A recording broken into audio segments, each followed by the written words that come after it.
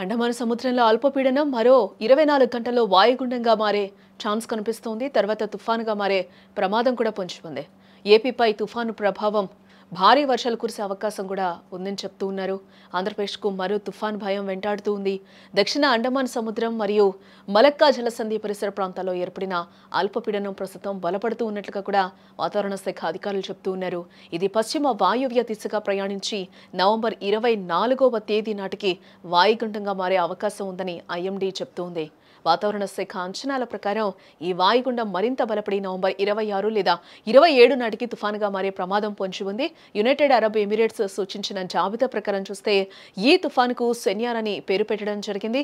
ఈ తుఫాను ప్రభావం ప్రధానంగా ఆంధ్రప్రదేశ్, తమిళనాడు మరియు ఒడిశా తీరాలపై ఉండే అవకాశం ఇక్కడ కనిపిస్తోంది.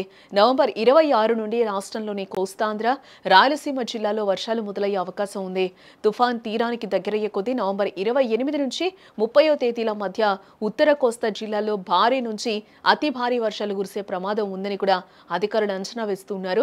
ఇప్పటికే కోత దశలో ఉన్న వరి, ఇతర పంటల రైతులు అప్రమత్తంగా ఉండాలని, అలాగే పంటను సురక్షిత ప్రాంతాలకు తరలించుకోవాలని కూడా అధికారులు సూచించారు.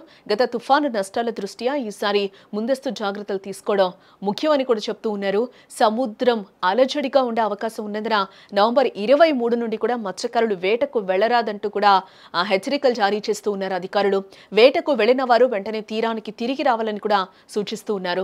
తుఫాన్ ముప్పును ఎదుర్కొనేందుకు రాష్ట్ర విపత్తుల నిర్వహణ సంస్థ మరియు జిల్లా యంత్రాంగాలు అప్రమత్తమయ్యాయి. లోతట్టు ప్రాంతాల ప్రజలను అప్రమత్తం చేయడం మరియు అవసరమైన సహాయక చర్యలకు సిద్ధంగా ఉండాలని ఆదేశాలు జారీ అయ్యాయి.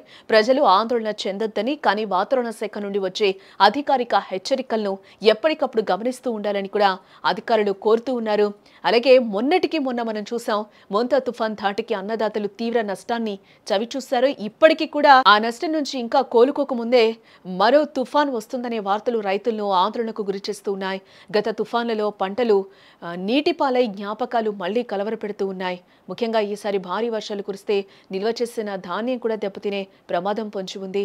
వరి మాత్రమే కాదు, పత్తి, మిర్చి తోటలు, రబీ పంటలు అన్నీ కూడా ఈ తుఫాన్ బారిన పడే ప్రమాదం కనిపిస్తుంది. ఇప్పటికే పొలాల్లో ఎండిపోతున్న పత్తి గింజలు, పచ్చగా ఉన్న మిర్చి తోటలు వర్షం పడితే ఒక్కసారిగా నాశనం అవుతాయని రైతులు భయపడుతూ ఉన్నారు.